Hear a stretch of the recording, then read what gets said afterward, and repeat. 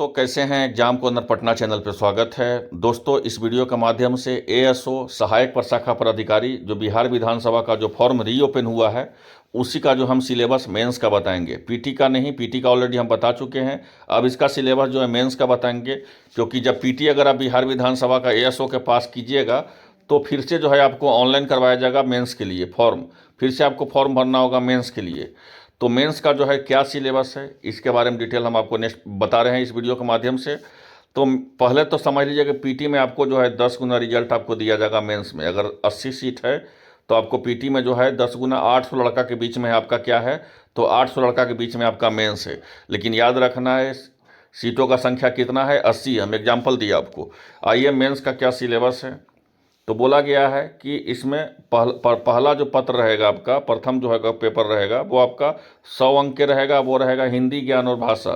ठीक है, क्या है इसमें निबंध मिलेगा लिखने के लिए, पत्र लेखन, व्याकरण जो है, वाक्य संक्षेपण, ये सब जो है आपको मिलेगा। ठीक है, ये सब लिखने के लिए। ये इस दूसरी बात चीज़ समझ लीजिए कि सब्जेक्टिव होगा, ऑब्जेक्टिव नहीं होगा।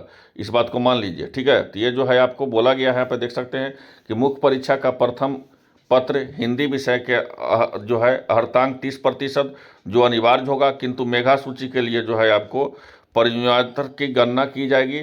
जो उम्मीदवार इस पत्र में 30% अंक प्राप्त नहीं करेंगे उनका दूसरा जो है मूल्यांकन नहीं किया जाएगा। मतलब इस हिंदी विषय में जो है हिंदी भाषा में आपको, हिंदी भाषा ज्ञान में आपको 30% नंबर लाना है भाई। 30% मतलब 100 में आपको 30 नंबर लाना है।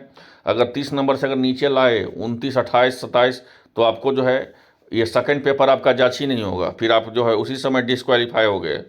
आइए दूसरा सिलेबस देखते हैं इसका। पीटी अगर बाय द आप हिंदी पास कर जाते हैं देखिए तो फिर आपको क्या होगा, तो फिर आपका दूसरा सिलेबस होगा 2 घंटा के लिए। यहाँ पर देख सकते हैं इसमें जो है आपको बोला गया है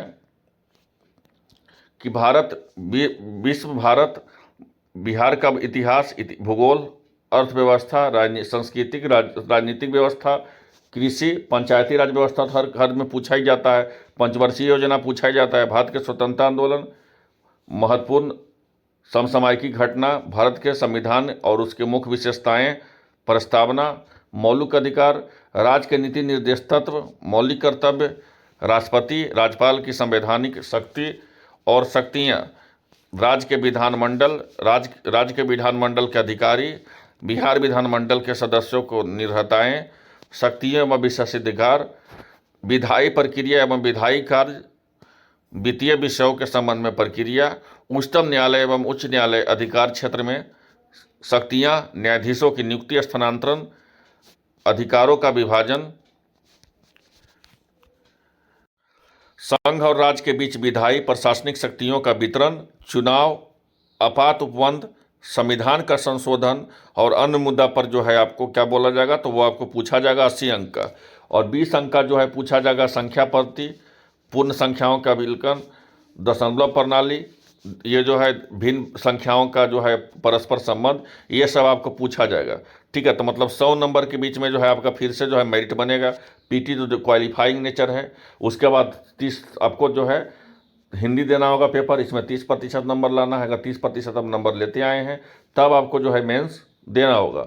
और नेक्स्ट वीडियो में हम बताएंगे आपको कि फाइनल मेरिट जो है आपका क्या सिलेबस, फाइनल मेरिट किस पे बनेगा। मतलब कि फाइनल मेरिट बनाने के लिए इतिहास, भूगोल, राज्य व्यवस्था, इस सब में क्या पढ़ना है, कैसे पढ़ना है और कैसे फाइनल मेरिट बनेगा, सारा डिटेल हम आपको नेक्स्ट वीडियो में बताएंगे। तो वो वीडियो देखना नहीं भूलिएगा। तो मिलते हैं नेक्स्ट वीडियो में। धन्यवाद।